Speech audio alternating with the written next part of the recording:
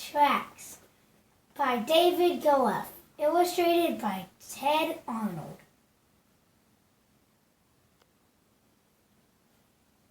In the town of Granville lived a railroad worker named Albert and his dog Barney. Albert had a brown mustache and a thick pair of glasses, and his job was to lay railroad tracks.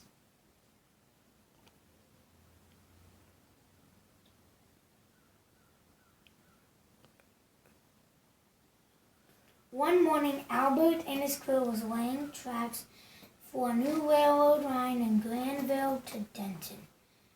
Wherever Albert pointed, his crew put down the wooden railroad tiles. Thud, thud, thud. They hammered the steel rails on top. Bing, bing, bing.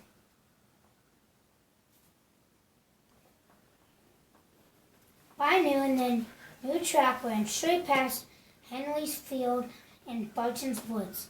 But as the day grew hot, Albert's face grew sweaty. His glasses kept slipping down his nose. He kept pushing them back up. He was just bending down to pick up a railroad spike when his glasses slipped off completely. They hit a rock and broke with a crack. Albert reached for his broken glasses and put them back on. Everything around him looked blurry. But he didn't have time to go home for his other pair. Holding his glasses with one hand and pulled his mustache with the other.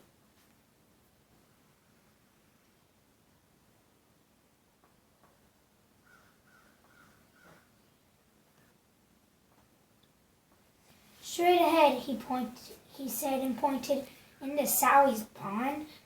Asked one of the crew. Albert peered ahead but couldn't see the pond, just blue sky, a little lower than usual. I said straight, he repeated. The men shrugged and laid the tracks through the pond.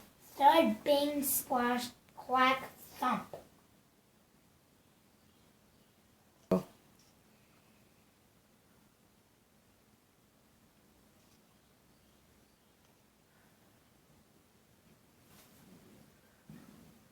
Now they were in Dunn's pasture. A herd of cows was grazing, but to Albert they looked like gray and white boulders. We must go around these large rocks, he announced. What rocks? Asked one of the men. Don't ask questions, replied Albert. So the crew laid the tracks around the cows. But whenever the cows moved, the crew had to curve the tracks again. Thud, bing, moo!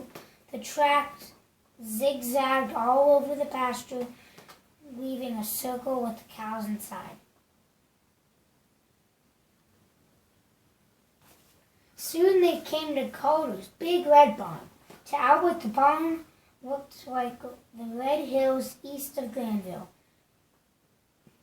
No more detours, he declared, were tunneling right through. So the crew laid tracks straight through the barn, between the horse stalls, and out the back door. Thud, thud, nay, bing, bang.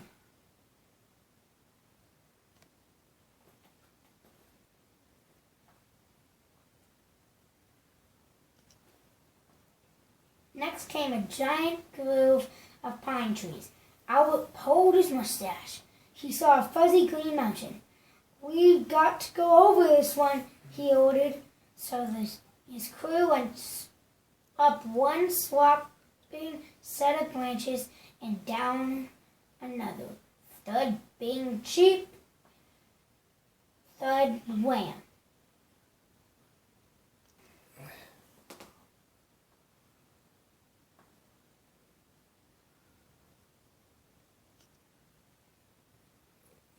They arrived in Denton late in the afternoon.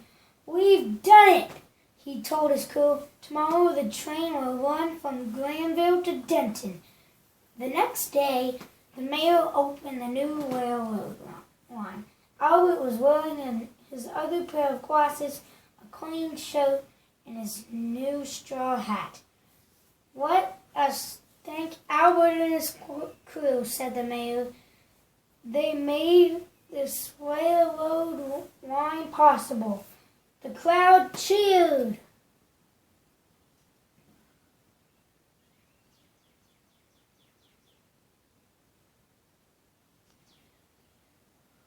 A bunch of Granville citizens climbed aboard. The mayor got into the cab by the locomotive with Sam the engineer. Albert sat on the porch of the caboose.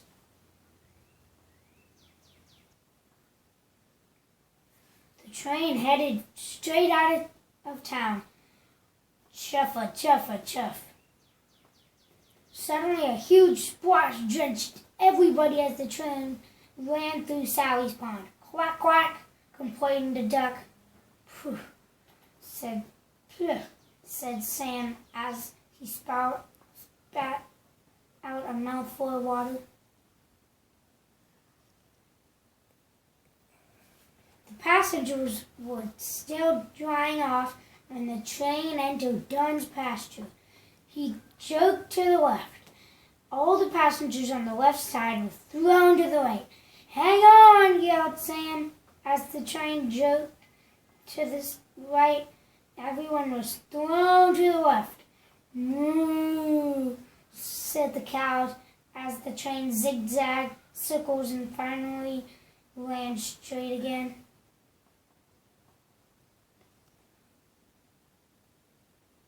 Albert was leaning over to the side to see what was going on. When everything went dark, he heard a loud neigh and his straw hat was snatched off. When he looked back, he saw a horse chewing on it. The train roared out of Calder's barn in a cloud of hay. "Watch out for low-flying branches," cried Sam as the train went up into the pine trees.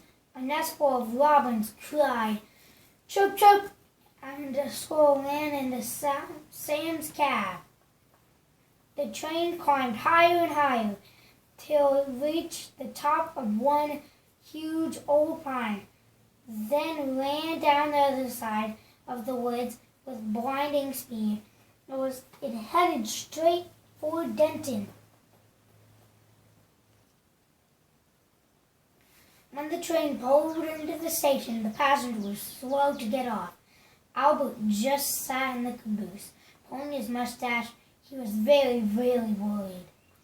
The first passenger off the train was an elderly man. He walked slowly past Albert. "Gotta catch my breath," he said. Albert bit his lip. The second passenger was the girl with red hair. "That was really wild," she exclaimed. Albert swallowed hard.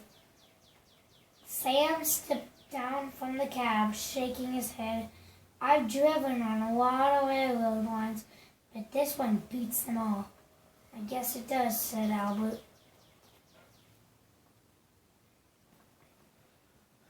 Then the mayor of Granville got out.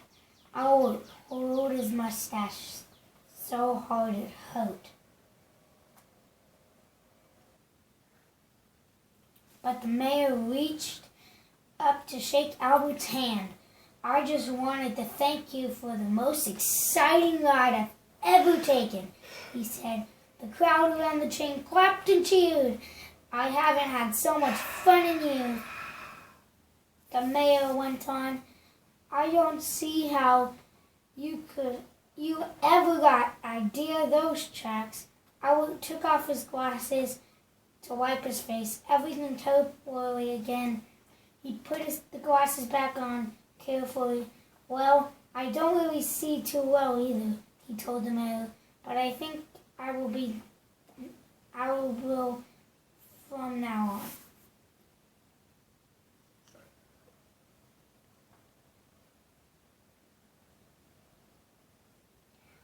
Albert's amusement rides.